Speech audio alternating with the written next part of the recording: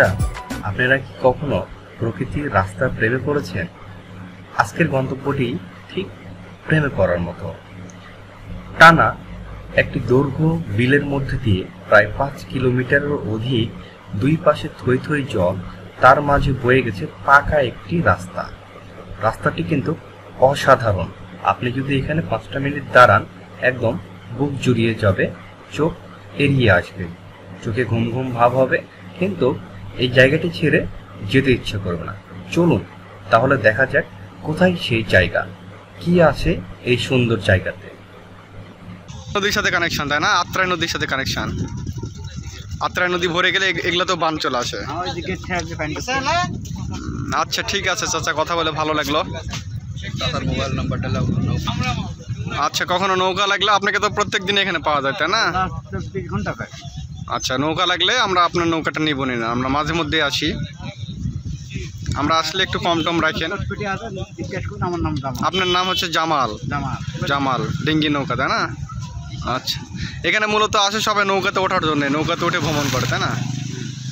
এই বিল চলে গেছে একদম নাটোর চরণ বিল। চরণ বিলের পরে আবার ওখান থেকে হয়তো বা কোনো বিলে ট্রান্সফার হয়েছে। আচ্ছা ঠিক আছে চাচা, ভালো থাকেন। হ্যাঁ বন্ধুরা, কথা দিয়েছিলাম আপনাদের মাঝে ভাসাইগাড়ি বিলের দ্বিতীয় পার্টের ভিডিও নিয়ে আসবো। ঠিক যেমন কথা তেমন কাজ। আজকে সেই বিলের আবারও একটি ভিডিও নিয়ে হাজির হলাম। কেননা বর্ষাকালে এই বিলের চারিধার বন্যায় ভেসে ওঠে, আর সেখানে প্রতিদিনই হয় হাজারো মানুষের ভিড়। ইতিহাস নিয়ে দেখা গেল এই বিলে নদীর মাছ বিলে ধরা পড়ে, সেখানে রুই, কাতলা, বোয়াল সহ নদীর আর অন্যান্য মাছও এই বিলে পাওয়া যায় বর্ষাকালে।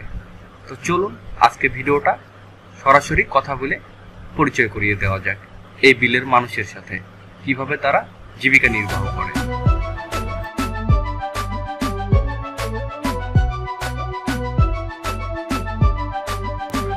ও হ্যাঁ, আরেকটি ছোট্ট কথা, আপনার যদি উত্তরবঙ্গের কোনো পছন্দের জায়গা থেকে থাকে কিংবা সেই জায়গার ভিডিও পেতে চান, অবশ্যই চ্যানেলটি সাবস্ক্রাইব করে কমেন্টে আপনার সুন্দর মন্তব্য জানাবেন। মহাদেবপুর দেখা যায় তো?